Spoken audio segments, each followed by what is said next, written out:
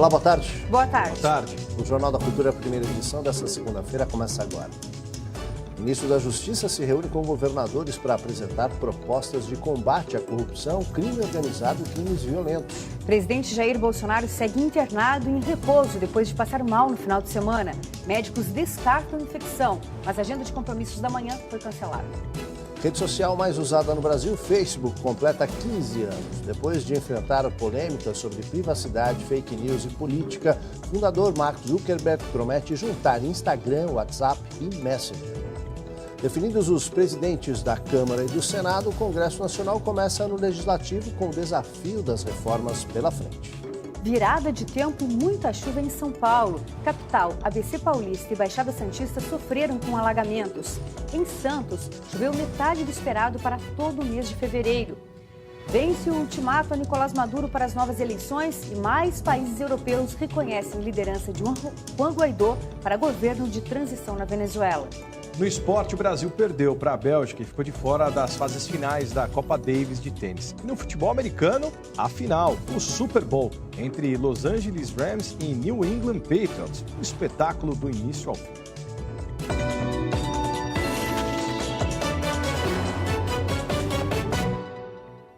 O principal prato brasileiro, arroz com feijão, está mais caro. As chuvas, principalmente no sul do país, diminuíram o tamanho da safra dos dois produtos. No supermercado, o consumidor já sente o aumento dos preços no arroz e no feijão. Que aumentou tudo, aumentou. O arroz eu sei que está bem mais caro. Eu acho que eles encareceram um pouco, sim. Por isso a gente procura comprar tudo que esteja na oferta. O excesso de chuvas e a falta de luminosidade nas lavouras afetaram a safra desses produtos. Segundo o professor do Departamento de Administração da USP, a resposta seria a importação do arroz. Só que o feijão vai sofrer um aumento considerável. O grande problema está no feijão. Esse sim não encontra substituto tão facilmente, né? E houve também perdas enormes, porque choveu muito na colheita, ou porque a luminosidade não foi boa e o feijão não frutificou. Não existe PF sem arroz e feijão. E é por isso que quando esses dois produtos faltam no mercado, é um problema. A demanda continua a mesma e aí os preços ficam bem mais caros. Como esse é o prato preferido do brasileiro, ajuda a inflação a ir lá para cima. Sem dúvida nenhuma, tanto na cesta básica quanto no cálculo do IPCA, arroz e feijão têm pesos bastante elevados para repercutir o custo da alimentação no Brasil. Então, não há dúvida, uma alta de 10% a 15% vai pressionar, sim, a inflação de alimentos e, claro, acaba de forma mais horizontal atingindo outros bens também. O ideal seria pensar na substituição. Lentilha, polenta, batata inglesa são itens que têm as mesmas características do arroz e feijão. A gente tentar arrumar um hábito alimentar mais rico, mais diversificado, para nessas horas conseguir uma defesa da nossa renda e do nosso custo em casa. Começa hoje a 31ª edição de uma das principais feiras de agronegócio do país, a Show Rural, no Paraná. A previsão é que a feira movimente em 5 dias cerca de 2 bilhões de reais. O repórter Bruno Faustino está em Cascavel, traz outras informações sobre o primeiro dia do evento. Boa tarde, Bruno. Olá, Ana. Boa tarde para você, boa tarde a todos. O Show Rural é uma verdadeira vitrine do agronegócio brasileiro. A feira abre o calendário nacional de eventos no setor. Até sexta-feira são esperados aqui 250 mil participantes. 250 mil pessoas devem passar por aqui. E como você disse, a expectativa de movimentação, 2 bilhões de reais. E a grande novidade da feira este ano é uma maratona digital que acontece nesse espaço onde eu estou, é o Hackathon. E estudantes, profissionais vão passar a noite aqui. São 36 horas tentando desvendar problemas do agronegócio brasileiro. Aqui comigo está o Neto, que é o coordenador do Show Rural Digital. Neto, o que essa turma está tentando desvendar aqui durante essas 36 horas? Olá, boa tarde a todos os amigos da TV Cultura. São 10 desafios ligados à cadeia do agronegócio. Então eles escolheram um problema desses desafios e nós temos aí plena certeza de que eles, enfim, conseguirão desvendar alguns desses problemas. E quem vai vencer essa maratona? A equipe que fizer mais pontos, existe o critério de julgamento, ou seja, tempo, aderência ao agronegócio, resolução de fato do problema. Tem uma somatória, cada uma dessas etapas, eles vão concluindo e vão somando pontos. A equipe que fizer mais pontos é a equipe vencedora. Alguém dorme aqui hoje, de hoje para amanhã? Com certeza ninguém vai dormir. Aqui, dormir é tempo perdido. Neto, muito obrigado aí pela participação. Ana Aldo, nós vamos continuar aqui durante toda a semana trazendo novidades do agronegócio brasileiro para todo mundo ligado na tela do Jornal da Cultura, primeira edição. Com vocês. Maravilha, Bruno, combinado. Então, obrigada a você. Aldo. A maior rede social do mundo é debutante. O Facebook completa 15 anos com altos e baixos típicos de adolescente. E como os jovens estão em busca constante de novidades para se manter atualizado e relevante. A rede social, que nasceu em 2004 para conectar universitários, se expandiu rápido e em 3 anos já tinha 58 milhões de usuários em todo o mundo. Os internautas que existiam naquela época já tinham começado a ter essa dinâmica de interagir com suas redes de contato, seus familiares, né? E o Facebook acabou aproveitando essa onda que lá existia. O sucesso fez o Facebook comprar outras redes como o Instagram e o WhatsApp, com negociações que envolveram mais de 20 bilhões de dólares.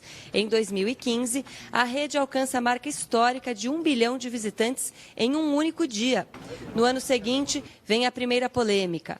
Mark Zuckerberg presta esclarecimentos ao governo americano por suspeita de influência da Rússia nas eleições norte-americanas, depois confirmada.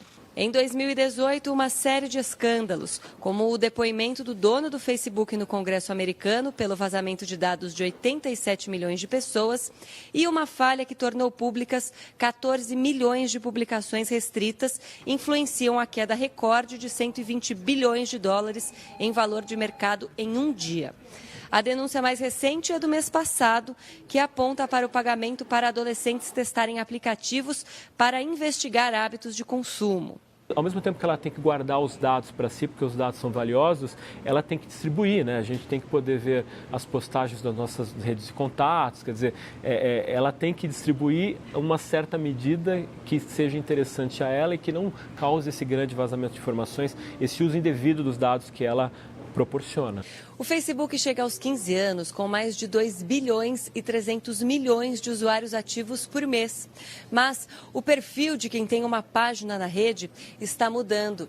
Em 2017, só nos Estados Unidos, quase 3 milhões de jovens de até 25 anos encerraram as contas. O Facebook fica mais para as pessoas mais velhas mesmo, para a família. As coisas começaram a acontecer mais em outras redes sociais, como o Instagram, o WhatsApp, o Facebook, ele deu uma caída de uns tempos para cá. Entre os desafios para que o Facebook enfrente as transformações impostas pela tecnologia está o compromisso de combate às fake news e a integração com outras plataformas do grupo, como o Instagram e o WhatsApp, prevista para o ano que vem. Ele chega a 15 anos, é um marco importante, é um marco histórico perto de outras redes sociais, nenhuma delas perdurou por tanto tempo, mas ele tem que continuar se reinventando, se transformando. O Facebook de hoje, ele é muito diferente do Facebook que era 15 anos atrás. Então ele tem que continuar nesse movimento, porque a partir do momento que os negócios param num tempo, que a gente não inventa novos produtos, a gente sai do mercado, por maior que seja essa empresa. Neste 4 de fevereiro também é celebrado o Dia Mundial do Câncer, de combate ao câncer. E um dos maiores desafios para diminuir o número de mortes relacionadas à doença. E para diminuir o tempo entre o diagnóstico e o tratamento, entidades de combate ao câncer tentam pressionar deputados a aprovarem uma lei que obriga o SUS a começar a tratar as pacientes em, no máximo, 30 dias. Em 2015, Dona Margarida foi diagnosticada com câncer de mama. Depois de passar por tratamento, hoje está curada. Mas a atenção médica demorou para começar. Foram 6 meses do diagnóstico até o começo do tratamento, feito pelo SUS. O SUS é complicado, porque hoje tudo tem que passar pelas UBSs. E nas UBSs você não tem um especialista. A importância do diagnóstico precoce faz toda a diferença. Leva a tratamentos menos invasivos e com mais chances de cura. Mas a realidade de quem depende do sistema público de saúde é outra. Dados do Ministério da Saúde do ano passado mostram que a média para receber o diagnóstico é de 81 dias. Atualmente, uma lei sancionada em 2013 garante a pacientes diagnosticados com câncer o tempo máximo de 60 dias para que o tratamento da doença seja iniciado pelo SUS. Mas existe um projeto de lei aprovado em dezembro pela Câmara dos Deputados que reduz esse tempo para 30 dias. O projeto está parado no Senado e, para pressionar a aprovação o quanto antes, a FEMAMA, Federação Brasileira de Instituições Filantrópicas de Apoio à Saúde da Mama, lançou um banco de relatos com o objetivo de coletar depoimentos das pessoas que tiveram dificuldades em obter o diagnóstico pela rede pública. Isso pode funcionar muito bem para que a gente possa ter um norteamento de disponibilidade de recursos, disponibilidade de acesso. A ONG Unacan, que a Clarice administra há 17 anos, também reúne esses depoimentos. Segundo ela, diminuir o tempo entre o diagnóstico e o tratamento pode mudar a realidade do câncer de mama no Brasil. O governo também tem que entender que isso é um tratamento mais barato. Então, a gente, com a PL dos 30 dias, a gente diagnosticando no início, ele consegue fazer tudo muito mais rápido com essa paciente. Além de salvar a vida, né? Que precisa salvar essa vida, né? Chove desde ontem em São Paulo e no litoral paulista. A consequência, alagamentos e muitos transtornos para a população. A barreira na porta da casa do Cláudio, em São Vicente, na Baixada Santista, já não oferece proteção. A chuva que começou às 5 da tarde de ontem invadiu os cômodos horas depois. Prejuízo para a família. A geladeira, fogão, sofá, tudo que molhou, né? Em estado de atenção, a cidade já registra um acúmulo de 236 milímetros de chuva nas últimas 72 horas. A prefeitura confirmou diversos pontos de alagamento. Minha casa tem sobrado, mas está tudo bem, só que a água já está no segundo degrau da escada. Seu José, que como tantos outros passou a noite em claro, só quer mesmo é chegar em casa, mas não sabe quando isso vai acontecer. Só Deus sabe.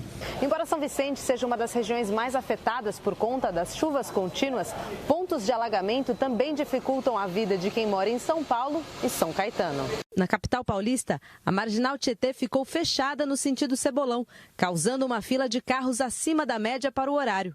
De acordo com a CET, a cidade chegou a 202 quilômetros de congestionamento às 9h30 da manhã. A média para o horário não supera os 121 quilômetros. Outra importante via de ligação, o corredor norte-sul, no sentido norte, também alagou. A Avenida Santos Dumont, no cruzamento com a Avenida do Estado, ficou completamente interditada. Em Brumadinho, a chuva provocou atraso no reinício das buscas no 11º dia da tragédia. Há 121 mortos e 205 desaparecidos. Ontem, as buscas por sobreviventes se concentraram em 9 pontos, entre eles a área administrativa da Vale, onde ficava o refeitório. Além de máquinas pesadas, os bombeiros usaram também um veículo anfíbio. Moradores atingidos pela tragédia podem tirar de graça a segunda via de documentos como certidão de nascimento e casamento. As escolas particulares de Brumadinho voltaram às aulas hoje. As estaduais retornam na quinta. As aulas nas escolas municipais só devem recomeçar na próxima segunda. A recuperação do presidente Jair Bolsonaro segue sem surpresas, segundo o último boletim médico. Segundo o último boletim médico, o presidente segue internado sem dor e sem sinais de infecção. No domingo, ele foi submetido a uma tomografia de abdômen que descartou qualquer complicação pós-cirúrgica, incluindo o intestino delgado, que chegou a provocar preocupação no fim de semana. O presidente ainda se alimenta apenas por via endovenosa e mantém também uma sonda para reduzir a quantidade de líquidos no abdômen. Por ordem médica, ele pode receber apenas as visitas dos parentes próximos. Seguem com ele aqui no hospital a primeira-dama Michele Bolsonaro e o filho, Carlos Bolsonaro. Ele não deve despachar, hoje pelo menos, no escritório da presidência que foi montado aqui no hospital. O próximo boletim médico só vai ser divulgado hoje no fim da tarde. O Congresso faz daqui a pouco, às 3 horas da tarde, uma sessão para marcar o início do ano legislativo. O democrata saiu ganhando e vai comandar as duas casas. A sessão solene de abertura dos trabalhos legislativos contará com a presença de ministros e autoridades. O ministro-chefe da Casa Civil, Onyx Lorenzoni, deverá levar uma mensagem do presidente Jair Bolsonaro. A sessão acontece após um fim de semana tumultuado no Senado, onde o favorito, Renan Calheiros, acabou perdendo a presidência para Davi Alcolumbre, do Democratas do Amapá. Os problemas começaram na sexta-feira, quando o presidente do STF, ministro Dias Toffoli, contrariou decisão do plenário do Senado e determinou durante a noite que a votação fosse secreta. Retomada no sábado, a primeira votação foi anulada, porque na contagem apareceram 82 votos, um a mais do que o total de 81 senadores. Quando nova votação foi iniciada, o senador Renan Calheiros foi à tribuna e anunciou a desistência da candidatura. E eu retiro a minha candidatura, porque eu não vou me submeter a isso. Apurado o resultado da segunda votação, Davi Alcolumbre, que foi apoiado todo o tempo pelo ministro-chefe da Casa Civil, Onyx Lorenzoni, venceu com 42 votos, apenas um a mais do que o necessário para ganhar em primeiro turno. Já instalado na cadeira de presidente, Alcolumbre prometeu que não haverá revanchismo contra o grupo de Renan Calheiros. No final da sessão, disse que quer aprovar a reforma da Previdência. O compromisso da presidência e dos senadores é tratar a matéria da forma mais célere possível para que a gente possa rapidamente destravar o Brasil. Ao contrário do Senado, a eleição para a presidência da Câmara dos Deputados foi tranquila. Depois de costurar uma aliança com diversos partidos e receber o apoio do PSL de Bolsonaro, Rodrigo Maia, do Democratas do Rio de Janeiro, foi reeleito. Ele recebeu 334 votos, maioria absoluta dos 512 deputados presentes. Esse será o terceiro mandato consecutivo de Rodrigo Maia como presidente da Câmara e o sexto dele como deputado federal. O ministro da Justiça e Segurança Pública, Sérgio Moro, divulga daqui a pouco o novo projeto de lei anticrime, entrevista que está prevista para começar ao 12h30.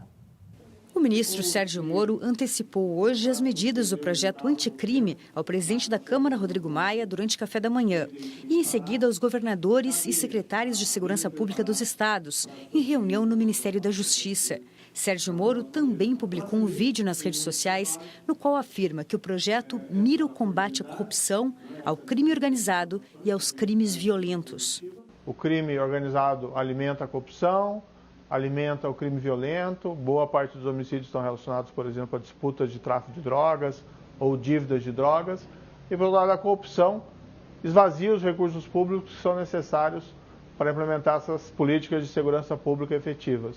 Entre as principais medidas do pacote anticrime estão punições mais rigorosas para desvios de dinheiro público, regulamentação da prisão de condenados em segunda instância, acompanhando o entendimento do Supremo Tribunal Federal, proibição de progressão do regime de pena para integrantes de organizações criminosas, armadas e condenados por crimes como homicídio, regulamentação de operações policiais disfarçadas. O projeto de lei anticrime faz parte das metas prioritárias dos 100 dias de trabalho do novo governo e será enviado agora ao Congresso Nacional para discussão.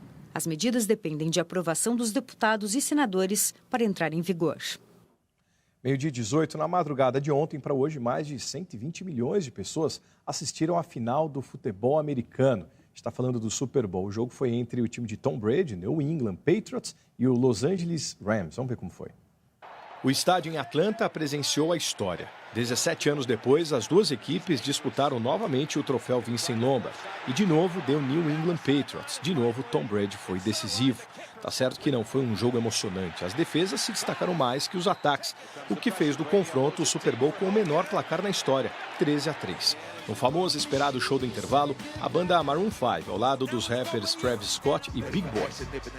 Um grande palco em forma da letra M foi montado rapidamente e drones formaram a frase One Love. E na volta do segundo tempo, uma jogada decisiva de Brady para aumentar o placar. Foi o 6º título da franquia de Boston, mesmo o número do maior vencedor, o Pittsburgh Steelers. Tom Brady garantiu o 6º anel de campeão e aos 41 anos tornou-se o jogador com mais conquistas na NFL. São 9 Super Bowls no currículo, 6 vitórias e 3 derrotas. O quarterback quarentão já avisou que não vai parar e que pretende jogar até os 45 anos. É o Zé Roberto lá dos Estados Unidos, hein? Nesse final de semana, o Brasil entrou em quadra pela Copa Davis em um novo formato que daria a chance de se classificar para a fase final. Vamos dar uma olhada que as notícias não foram das melhores. O adversário, a Bélgica, porém sem o seu melhor tenista, Davi Goffin, 21 do mundo. A Davis começou na sexta. O Brasil largou na frente com vitória nas duplas, Marcelo Melo e Bruno Soares. Eles voltaram à quadra no sábado à tarde, mas o favoritismo deles não se converteu em vitória. Acabaram derrotados pelos belgas Sander Gilles e Johan Vliegen. Afastado das quadras desde a temporada passada, Melo sentiu o peso da falta de ritmo e não conseguiu jogar no seu melhor nível. Na sequência, era vencer ou vencer. Thiago Monteiro e Kimer Kopejas. Mas, pelo visto, a energia da derrota do jogo anterior contaminou o ambiente. O cearense não conseguiu o bom jogo que fez na sexta-feira e assim o Brasil se despediu da Copa Davis. Mesmo com os jogadores mais bem ranqueados, a derrota não custou apenas a chance perdida do Brasil de se classificar para as finais do torneio. O resultado também trouxe o fim do ciclo de João Zweit como capitão. Ele pediu demissão logo após o fim do confronto. A seguir, vence o ultimato a Nicolás Maduro para novas eleições e vários países da Europa reconhecem liderança de Juan Guaidó para governo de transição na Venezuela. E o Papa Francisco faz a primeira visita oficial de um líder da Igreja Católica aos Emirados Árabes. A gente vamos lá.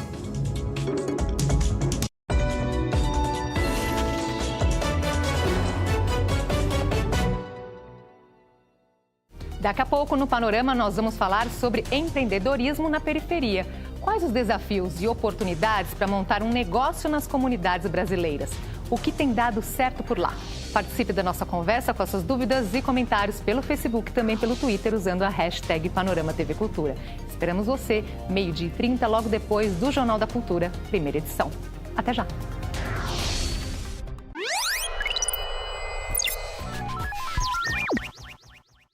Nós mulheres não somos exatamente boas em guardar segredo, né? Mas a idade, essa a gente não conta nunca. Mas sabe de uma coisa? A cada dia que passa eu me sinto mais jovem, muito mais disposta e mais bonita. E olha que você trabalha muito, mãe de 2 filhos, mantém essa juventude, essa beleza, a pele e o corpão. Conta o seu segredo, vai, tá? Pra você eu conto, tá? É a linha Sotile by Luciana Gimenez. Olha, quer dizer que se eu usar o seu segredo eu vou ficar exatamente que nem você? Que você será a melhor versão de você mesma. Sotile, a melhor versão de você mesma. Hoje, no coração do centro de São Paulo. Música, dança, teatro, debates coletivos. Onde você pode praticar todas as formas de lazer, de cultura. Uma diversidade muito grande, é para todos os gostos. Hoje, 21h, Territórios Culturais.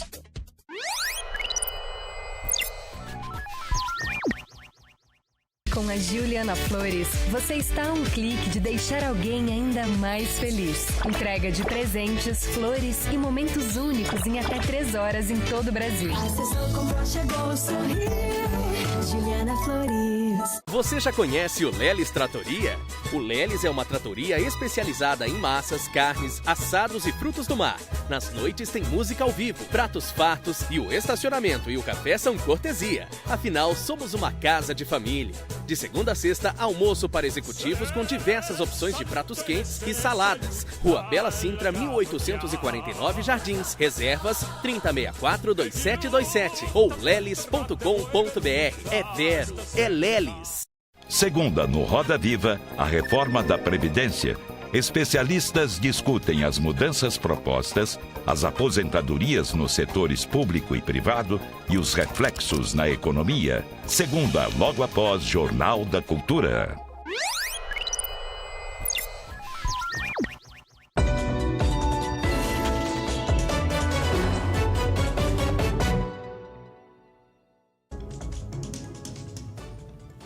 Mais países europeus reconhecem líder da oposição como presidente interino da Venezuela.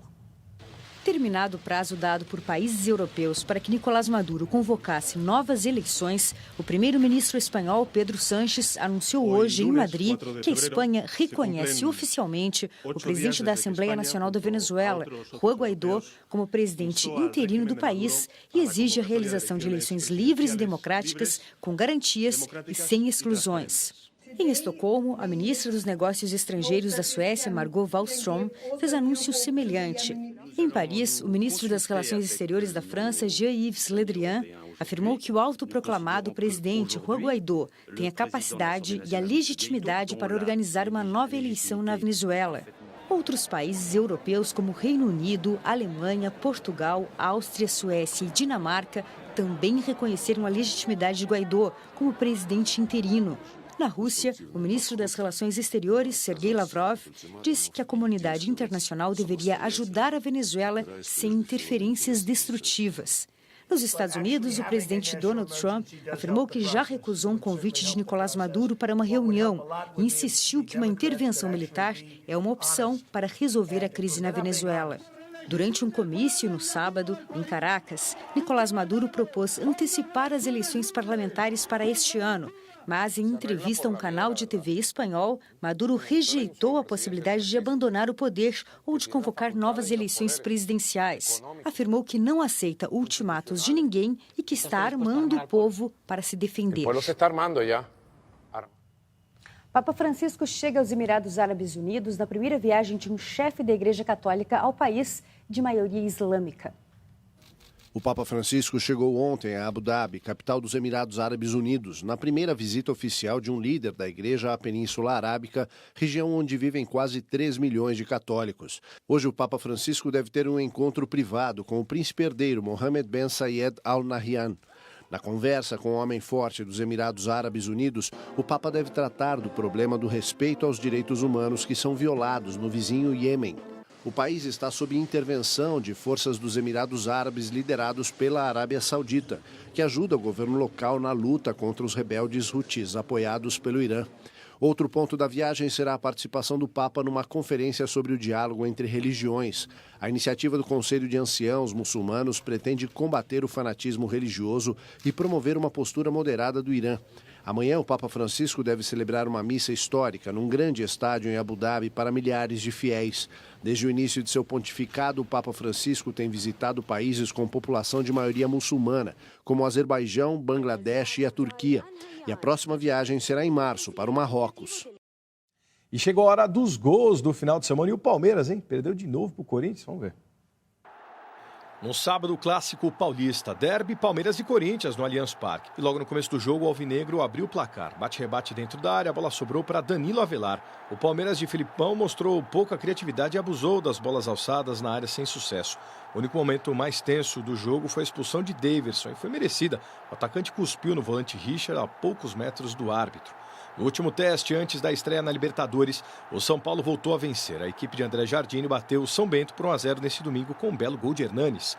Depois de 4 atuações empolgantes, o Santos perdeu pela primeira vez sob o comando técnico de Jorge Sampaoli. O algoz foi o ituano. O Peixe levou 3 gols em apenas 19 minutos e foi goleado por 5-1. Morato, Serrato, Jonas. Aí teve uma pausa para o gol de Jean Mota, depois Morato de novo e Léo. O Jornal da Cultura, primeira edição, termina aqui. Uma ótima tarde para você. Agora você acompanha o programa Panorama, que hoje discute o empreendedorismo na periferia. Obrigada pela companhia e uma ótima semana. Boa semana. Tchau.